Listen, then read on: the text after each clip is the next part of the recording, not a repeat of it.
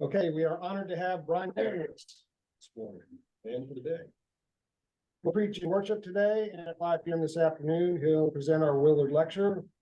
Tickets to the lecture are available this morning in the courtyard, online, and will be available at the door.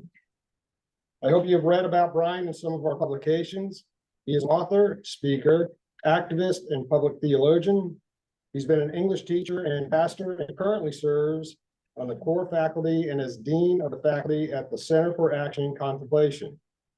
Some of you may know his organization that was begun by Father Richard Moore. Several of Brian's books will be on sale tonight. He's spent the last 20 years or so pointing people towards a generous, love-motivated Christianity. He joins us today as part of our 3-week creation care series to talk about one of his passions, care for the environment. Thank you for being with us this morning, Brian.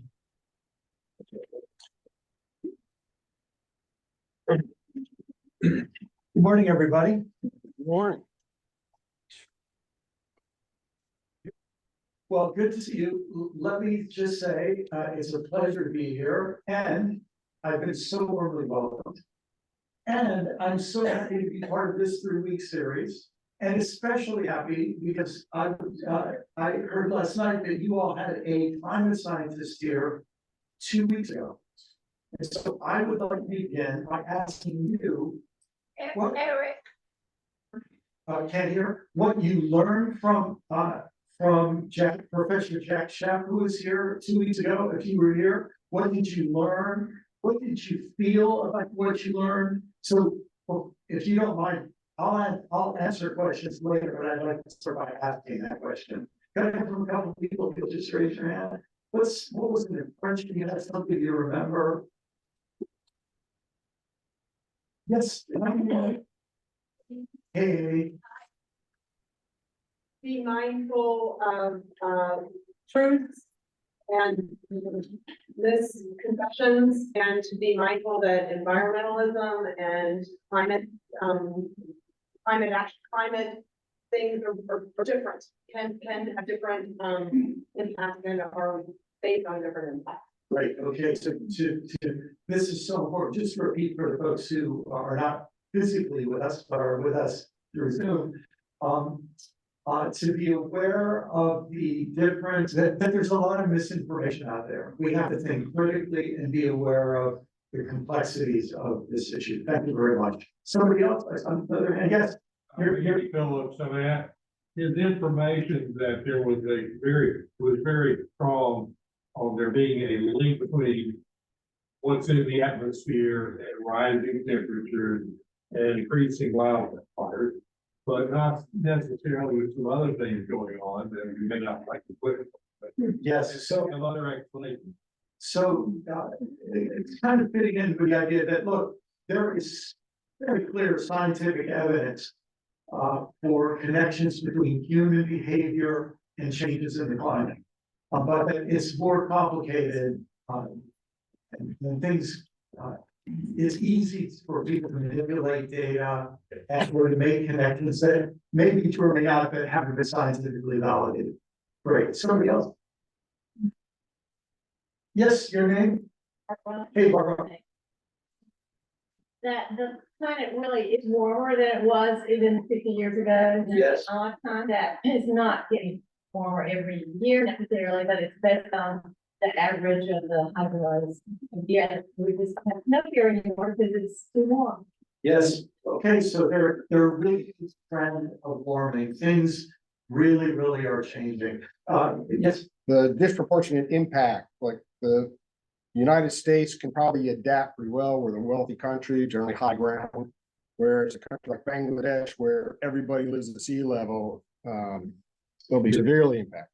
The like money, the impacts of climate change will not be equally distributed. And then people who have a lot of money and who are fortunate to live at the right latitude or the right altitude will suffer less than those at lower latitudes and altitudes and who don't have the money to protect themselves or flee. It seems like you all had a great education on climate change. And what I would like to do is I'd like to do a little bit of theology to complement the science that Professor Sheff shared with you. And I would just have one other question about you. Did you use the word ecological overshoot with you? So let me explain that idea, and then we'll put climate change in a larger context. If climate change was our only problem, and as Professor Sheff made clear, it's a real problem. And we're making great progress in a few areas, but not anywhere near enough progress fast enough. One of the leaders in this whole field is somebody, Bill McLaren. One of the joys of my life, I've read Bill's books for decades. He was one of the first people alerting us about climate change to the general public. He was a journalist, so he knew how to read the scientists and then make them understandable to the general public. And one of the joys of my life has been getting to know Bill personally. Once Bill and I were on the phone, and I'll never forget this. This was probably 10 years ago, maybe more. I said, "How goes the battle?" And he said, "Well, winning too slowly is the same as losing." You feel that? So we're making progress, but my gosh, the consequences are building. So climate change is a big deal. It's part of an even bigger deal. And the word for that in the ecological world is called overshoot. And overshoot is a simple concept. When you have any species that is sucking out more resources than its environment can replenish, or is pumping out more waste products than its environment can detoxify, that species will go extinct. It will die in that environment. In other words, you can't take out more than the earth can give, and you can't pump out more waste than the earth can detoxify. Now, human beings never understood that until the last 100 years or so. The word ecology wasn't even a discipline until the last 100 years. I got to experience this when I was about 10 years old. And I was born in upstate New York and then we moved to Maryland. But from the time I lived in New York as a little boy, every winter my parents would take a week vacation. It was a fast vacation. We would drive from upstate New York to Florida to get some warm weather, be there for about 4 days and then drive back. It was like 2 days get there, 4 days there, 2 days back. And we bring my grandparents. So it'd be my brother and me, and my two grandparents in the back seat of a 1957 Pontiac Sky Chief. My mom and dad, and maybe one of us boys, if we were misbehaving, would be seated in the bench seat. Remember when we had bench seat? Yeah, probably you remember. And I have this memory. I was sitting in the back seat with my grandpa, who I just loved and adored, one of the best human beings I ever. On my best days, I know I didn't get to do grandpa for my grandkids. It was a high bar. And I'm sitting in the window looking out, and we saw pump jacks. You know what pump jacks are? That are pumping out oil from the ground. They look like big sandpipers bobbing up and down. I'd never seen one. I was only a kid. So I said to my grandfather, "Grandpa, what's that thing?" He says, "Well, that's a pump jack. It's pumping out oil from the ground that we turn into gasoline that we're using to drive this car." Now, the first thing that came to my mind, it just blurted out. I said, "What happens when we pump all the oil out?" Now, whatever I was, 8, 9, 10 years old, my view of the world was shaped by those photographs that came back from the first Apollo voyages, or from even the first orbiting of the Earth, when people took pictures of the Earth. In my mind, the Earth was this ball, a ball that I could actually picture in space. And I knew there was only so much oil inside of that ball. What happens when we pump it all out? It was the most obvious question. When I asked it, I could feel that my grandpa, who's probably about the age I am now, sitting next to me, had never, ever thought of that before. And he said, "Oh, that'll never happen." And I said, "Well, you know, it will, someday it will bump it all up. And he said, but he's a very sincere Christian. He said, the Lord will return before then. He's put everything in the earth that we need. And it was like, God's taking care of it, and you don't have to worry about it. Now, I tell you, I revered and still revere my grandfather, but in my 10-year-old mind, I said, he's old, he doesn't know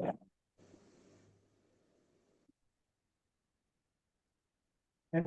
And here's the problem, folks. Our theologies have arisen in a world where we didn't understand ecological overshoot. And we now are a generation, and upcoming generations, our generation, where ecological overshoot is one of the most fundamental facts of existence. Does that make sense? Can you feel that? My grandfather could live his whole life and never have to worry about it. I can't. You might say, well, you're going to die soon before the worst of it happens. And a lot of us in this room, that's true. Yeah, but I care about my grandchildren. So I cannot just say it won't affect me, because my grandchildren, I care more about their future than my future. And so this is the reality I have to live with. And I have to face the fact that the Christian religion has played a disproportionate part in creating, in keeping us oblivious to ecological overshoot. I'm a Christian. I love Jesus. I love the Bible. I love liturgy. I love the whole deal, right? But I have to acknowledge that my religion has played a disproportionate part in getting us into the mess we're in. And one of the questions I've had to ask is the problem Christian theology, or is the problem the Bible itself? Do you feel the problem? I just want to let that settle a bit. Because if the problem is our theology misinterpreted the Bible, then in a certain sense, well, we have to now interrogate our theology and correct it by the Bible. Now look, for Presbyterians, that shouldn't be too hard, because we're supposed to believe in semper reformanda, always reforming. If you're a Presbyterian, you come from a tradition that said we should critique our theology based on the Bible. It's easier to say that than it is to do it. Especially when theology has expressed itself in culture, including hymns and liturgies and all the rest. Can I just say, if you're going to come to the service in the next hour, I was given permission to muck with the liturgy. I was invited to contribute a confession. And you'll see that the confession that we say today, if you hate it, blame me, don't blame anybody else. But it's a confession that will feel a little bit different than the confessions that we normally do. And later on, you can ask me about it if it interests you. But if our theology has created a whole set of conditions, including the way we interpret the Bible, maybe the Bible could help us correct our theology. That was sort of my question. And I'm going to tell you a quick story about this. Here's my conclusion. And by the way, this is, I have my life is a bit preoccupied right now with a book that I'm coming out in a couple of weeks. And I hope it's the most important thing I've written. I hope people will read it. I hope it will have an effect. You never know when you're an author. It's kind of like sending your kid off to kindergarten. You might get bullied and come home crying, so, or you might have the best day of your life. But in this book, I have 2 chapters where I deal with what I'd like us to think about today. And I'd like to read you a couple of paragraphs from this. A little bit of background. Among people who care about climate change and ecological overshoot, what you'll find is a whole lot of them are saying the same thing. Now, this could just be a fad, or it could actually be an example of wisdom. What they're saying is, we need to listen to indigenous people. It's very widespread. I've come to believe it is not just a fact, it is deep wisdom to say we need to listen to indigenous people, and here's why. To illustrate, I'll give you a quote from a Nigerian philosopher named Bayo Kamalafe. Bayo says, "What if our response to the problem is a part of the problem?" In other words, what if the problem of overshoot and insensitivity to our planet and our ecology, what if that is so deeply embedded in us that every solution to the problem perpetuates the problem? Do you feel that? So I began to notice that a lot of us were saying, when civilized people, when people who are part of our civilization, especially well-educated and prosperous people in our civilization, who have really learned the rules of the game, what if that has brainwashed us so we can't understand our connection to the earth?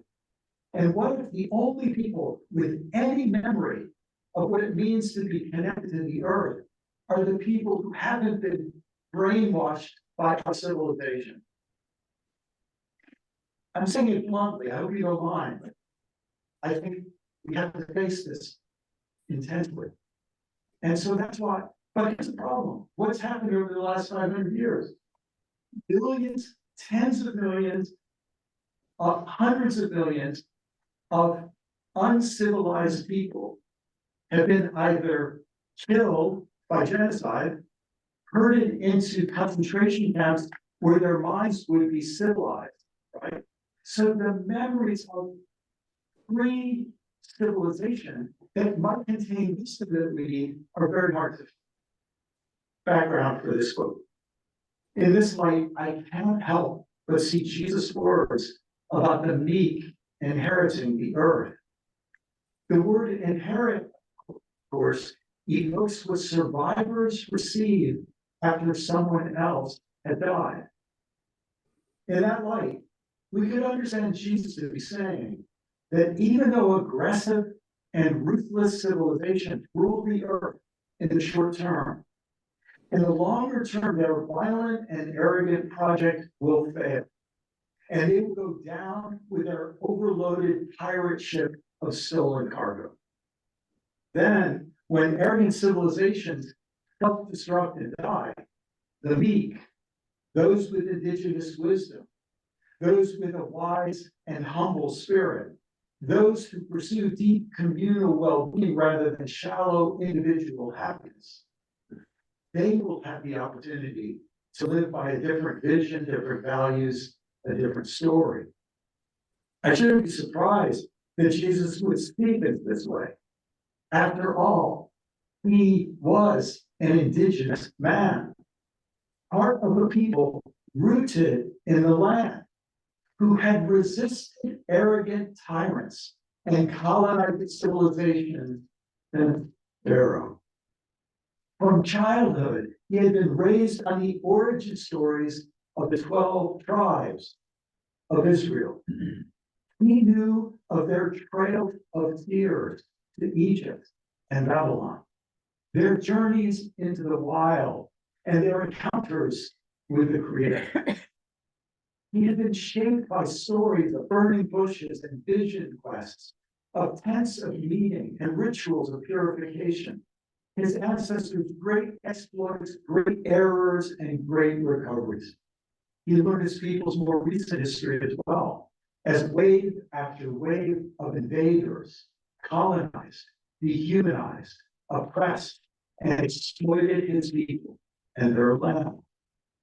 I spent most of my career as a Christian pastor and as an encourager of pastors and church leaders. All my life, I've been exposed to the Bible. For over 50 years, I've been a serious student of the Bible. For over 40 years, I've taught and preached the Bible. It's rather odd that it is only in the writing of this book that I feel I've begun to see what the Bible actually is and has been all along. The collective diary of an indigenous people who saw what the colonizer mindset was doing to humanity, to the earth, and to her creatures. Let me stop there. Does that start to ring true that or at least make sense? That Jesus was an indigenous earth, the 12 tribes of Israel. They're living in the land. And what happens is there is a climate change, a temporary, short-term climate change. There was a famine in the land. And so the Jewish people had to flee from their home, their indigenous land, and become what we would call climate refugees in Egypt. While they're in Egypt, they're resented. And eventually, they're enslaved. The Egyptians fear they want to take them over, and so they enslave them. When they enslave them, the Jewish people cry out to God. And according to the stories of Hebrew scriptures, God hears their cries. After a long time, then Moses leads them out of Egypt, which involves a collapse of the Egyptian hegemony over the Hebrew people. But God is willing to upset the pyramids of Egypt, which are symbols of the social and economic system where a few rule the many, a few live in luxury while many live in poverty. And God frees them, and what happens? They go into the wilderness. They spend a generation having to learn again what it means to live in daily dependence on the land. They wander through, by the way, some people believe those stories are historic, some people believe they're fictional, or some people believe they're a mix of the two. I'm not really worried about that. I'm just worried about what they mean. Why would you tell a story like this? We were indigenous people living in the land. We end up being enslaved by the most powerful empire in our world. We, by the grace of God, escaped, and we wandered through the wilderness. We were re-indigenized. We had to learn how to live on the land. We returned to our land, and we were given laws by God, laws about letting the land go fallow, laws about making sure you don't overwork people or animals, laws about even when you go to war, you don't cut down the trees. You have to be concerned about the long-term ecological health of the land. Laws about sanitation so that you don't pollute the land. Many Christians have never read through Leviticus or Numbers. Frankly, they seem really boring until you read them as ecological texts and understand them as how ancient people who have been trying to preserve wisdom. You've got to be concerned about what you do with your waste products. Because if you produce too much waste in ways that the earth can't detoxify, you slip into overshoot. You start to feel it, right? And so it's this amazing story of people who then are led into a land of milk and honey, a land of a fertile land. And they resettle in this land, but here's what they find out. To have a promised land of milk and honey, when you live near big empires, civilizations around you that are in overshoot, they're running out of land to keep their own people fed and to keep their own luxuries intact. And what happens is those nations around you, those civilizations around you, will come and invade your land to steal your milk and honey.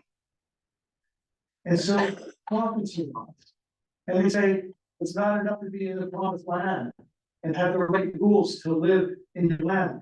We have to imagine a day when everyone in the world will learn to live in harmony with this earth and in harmony with each other. We have to imagine a world where people turn their swords into plowshares, their weapons into agricultural implements, their spears into pruning hooks, their weapons into tending the land. And we have to imagine a world where it's not just us who are living in harmony with the earth. We have to imagine a time when the nation will come to Jerusalem and learn the ways of the Lord, learn how to live wisely with the earth. Because if we do it well and they don't have enough, they're going to invade us. Having a promised land doesn't work. We need a promised time. And if you start feeling that story, and then you imagine Jesus coming along, and he comes along at a time when his people have been conquered by another empire, another civilization. By the way, if you study how any civilization works, but the Roman Empire is a great example. An empire reaches the point where it becomes so prosperous, it solves problems so well that its population grows. And when its population grows and its wealth grows and its affluence grows, it needs more and more wealth to sustain the population. And it needs more land and more food. And so what does it do? It conquers more lands or buys more loyalty from other lands. And so Jesus comes. Maybe you never thought of it this way. I never thought of it. But we proclaims a message. What does he call the message? We call it the kingdom of God. What he meant by that wasn't just kingdom as an after, but he meant a civilization of God. A civilization of God where we learn to live with ourselves, with the land, with our neighbors, with divine wisdom and God's and values. Why don't we learn to live with the land in this way and with one another in this way? That's the civilization of God would be an alternative way of living. Not just a ticket to heaven after you die, but a different way of living.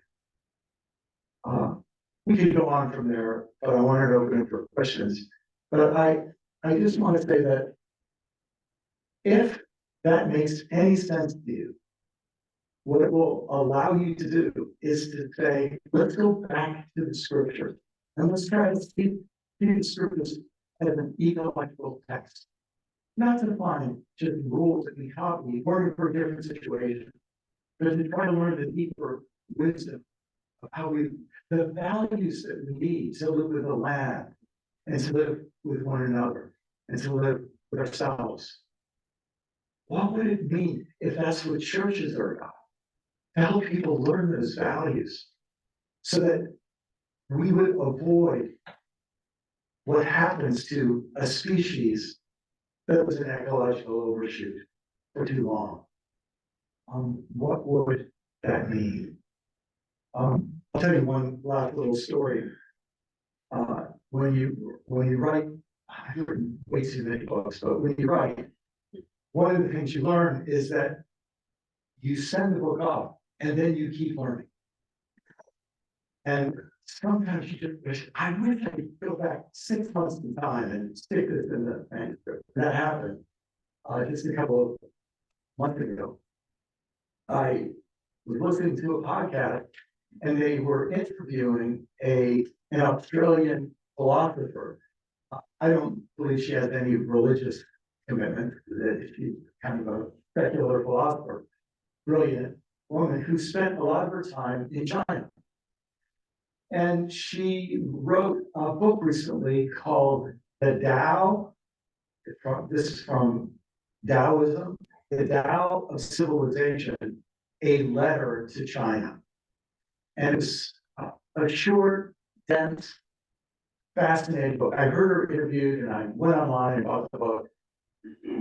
And here's what after doing a lot of her studies in China, she said, China, I'm paraphrasing here, but she basically said, China is living in overshoot. They know they're in trouble. They're living in overshoot. And if they don't figure out how to solve it, the world's one of the first or second largest population, because China and India will sort of be in competition for that over the next, in this decade, really. But China, if they're in overshoot, the whole world feels it, just as if the United States is an overshoot, the whole world feels it. Because we punch above our weight for population because of our economy. She said, where could China go to get wisdom to help it face its overshoot problem? She said, China needs to consult its indigenous people. But its indigenous people were wiped out centuries ago. But there's one place it remains.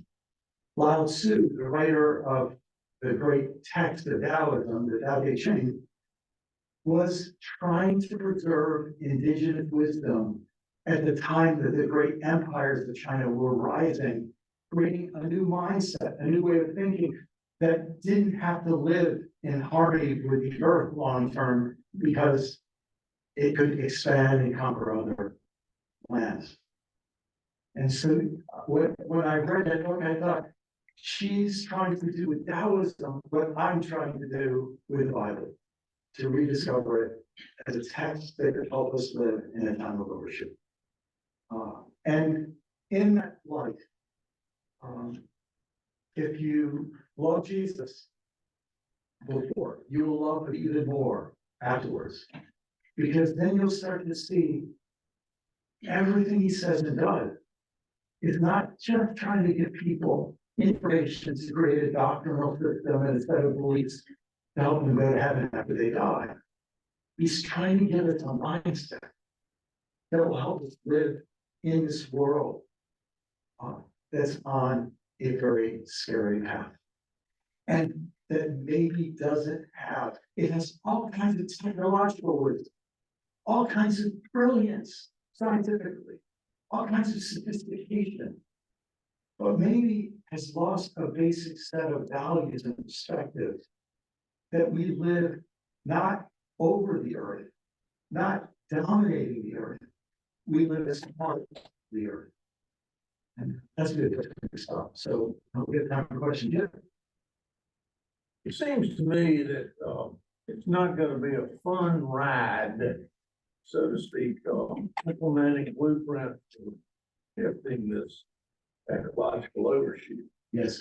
Would you mind giving us as a church a few examples of what we might be considering to counter the trend that we're in? And a lot of indigenous people in this room that I'm aware of. But help us understand what you see the church as steps to take to do it correct. Yes. So I should tell you, when you say it's not a ride, I did mention the title of this book, but it's called Life After Doom. and I define doom as the feeling that you have when you understand how much trouble we're in. And you feel that we face trouble that we can't fully understand, that our leaders don't seem to have solutions to, or even are paying attention to. So that's the struggle that we're in. For those of us who are older, it's much easier for us to ignore it than it is for children and younger adults. Many of you might know that there is a phenomenon around the world of young people and have children. You feel the world we're living into is going to be a world so disruptive that we just don't think it's fair. And there could be all kinds of arguments about that, but when I use the word doom, I'm not talking about an end to the space-time universe. I'm talking about an experience, an emotional, psychological experience that is happening to millions of people now. And I'll be honest, I'm one of them. I feel this myself. So one of the things I try to do in the book is I try to get 4 scenarios after I've been immersed in this literature since about 2007. And 4 scenarios, I call them collapse avoidance, collapse rebirth, collapse survival, and collapse extinction.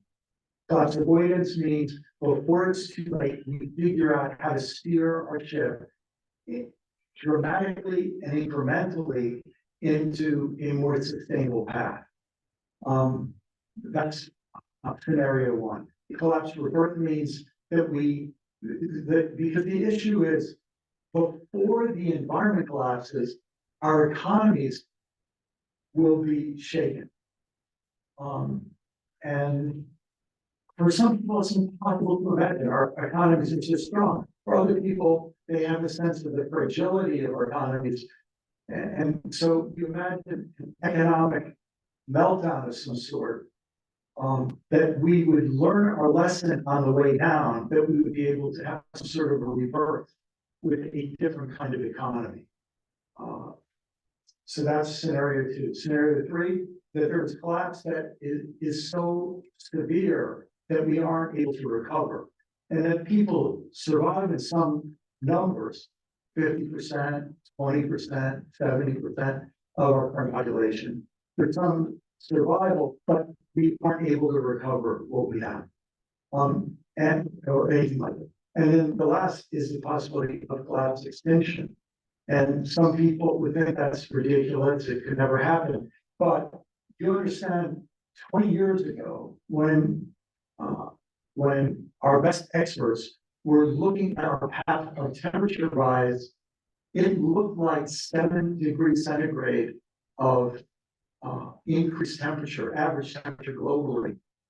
And 7 degrees would very possibly tilt our entire ecosystem, ocean, air, land, that around the world would be tilted, so that what might have taken tens of millions of years to happen in the past would happen in a century or two now.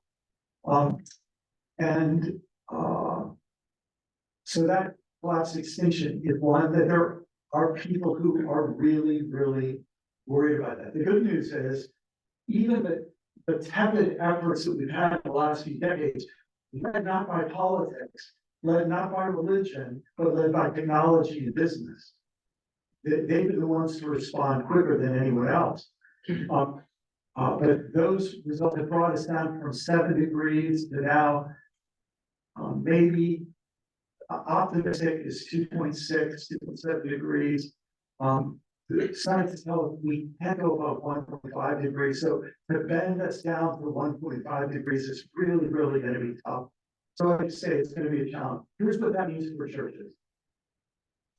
First of all, churches are going to have to decide whether they take this seriously. And that's why I'm thrilled that a group of people like you would be willing to think about these matters. Look, let me make an analogy. It's a dangerous analogy, but I think it's worth me making. Let's imagine it's not 2024. Let's imagine it's 1824 in North Carolina. And the entire economy is being built on slave labor. Not just in the South, by the way, but also in the North, because the textile industries that are bringing huge wealth to New England are dependent on the cotton that's produced here and across the South every day labor. Imagine it was 1824 and First Presbyterian Church existed and was trying to decide what is the future and what is our role in the present to determine what kind of future. And let's say someone could go back in a time machine and say, listen, if you don't deal with this issue of slavery, it's going to lead to the most brutal, horrific civil war, worse than you can imagine. And unfortunately, you won't solve the problem with a war. You'll just change it for 100 years of apartheid, basically. And then you'll be in a situation in the 1960s where we'll try to address it. And you'll make a few steps, but you won't solve it even then. And this problem is going to linger. And now, before it's too late, before you get to that point, we need to wake up. And what would it mean if churches in 1824, 200 years ago, had awakened? What could they have done? What should they have done? I don't have an easy answer for that. But I do think if I could go back in time, I would want to grab some pastors by their robes and shake them up a little bit and say, we're not just playing around here. These are human lives that we're talking about. This is the future we're talking about. So not happy pictures ahead if we don't deal with this. And I would say, how can we become the kind of people that our great grandchildren will be proud of for the way we behaved and what we tried to do, whether we succeed or not? But those are the kind of questions I'd be asking for churches. I'll also just say, because a lot of you are my age or older, and thankfully we have some folks in the age of my children and maybe grandchildren. Things that are easy for old people to ignore and dismiss. Only an idiot would dismiss them if they're young. Only a fool would ignore them if they're young. So I would just plead with all of us to say, I understand all the angst this can produce, but for children and grandchildren, I'm so grateful you asked that question. Because it really is a question that could evoke us if we're willing to go into the level of internal struggle that we could. It could really help us. And for those of us who are not just Christians in label, but who really think that Jesus was right, and really think Jesus was wise, and really think the Bible contains deep wisdom, we could find great resources. I could preach something there, but thanks for the question. Another question, yeah. I'm curious, I was recently exposed to several works in seminary, Regenerative Capitalism by John Fullerton, and The Problem of Wealth by Elizabeth Henson Hasty, Yes. and Being Consumed by William Kavanaugh. Are those texts that you feel like have been informative in establishing some of your message in your coming book, and others that you might would suggest that have been influential? Yeah, For us to consider as we navigate this as a community of faith? thank you so much. Your first name? Ryan. Ryan. So, Ryan, if you just raise your hand, because some people might want to come and ask you about those books. So yes, thankfully, there is a growing body of literature of responsible, intelligent experts, economists, political theorists, who are facing this and trying to, the term they use in sort of a ecological world is they talk about imagining safe landings. The idea that we're going to go through some turbulent times. How can we, what are landings? And what I love is that word is plural, because they know we aren't sure what the outcome is going to be, because we don't know how other people are going to behave. So we have to imagine multiple safe landing routes paths through this. And so there are a lot of people beginning to address it.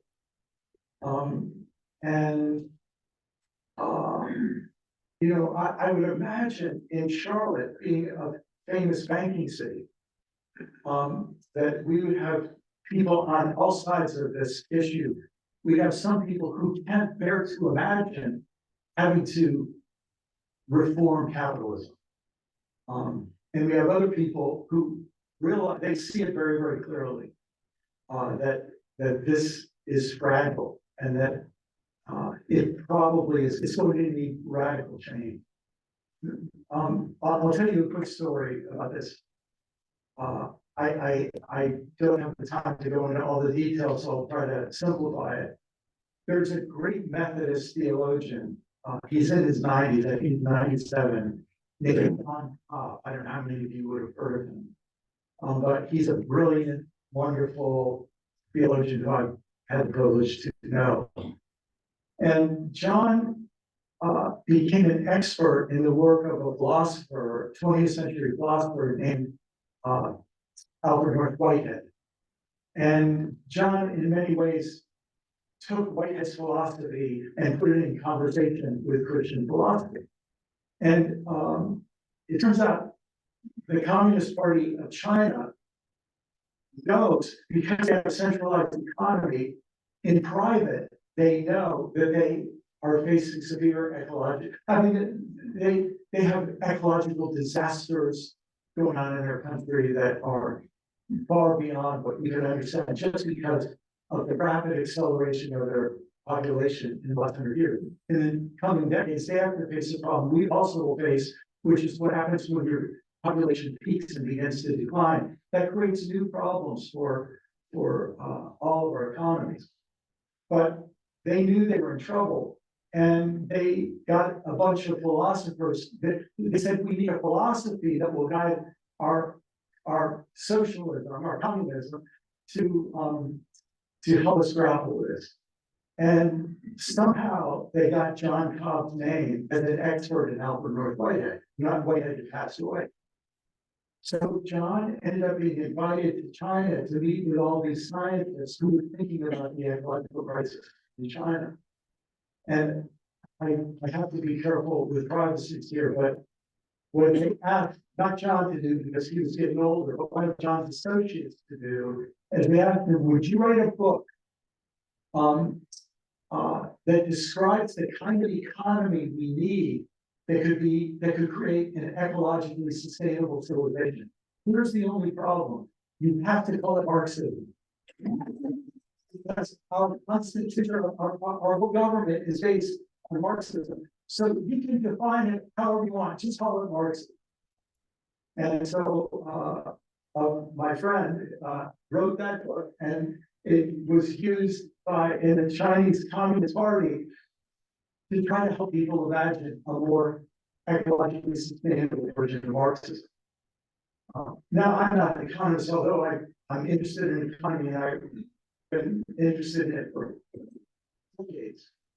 But you might say this, our big battle has been between socialism, various forms of socialism and communism, and capitalism. And we see this as the only two options. But I'd like to propose to you that socialism and capitalism are two forms of industrial economy that are both part of the problem. They're both based on assumptions that our current situation now held in question.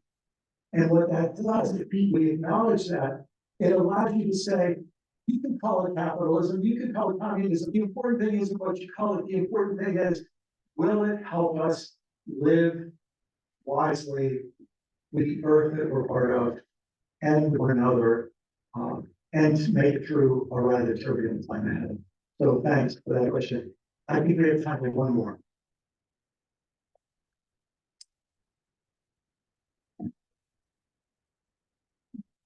Well, let me just say, I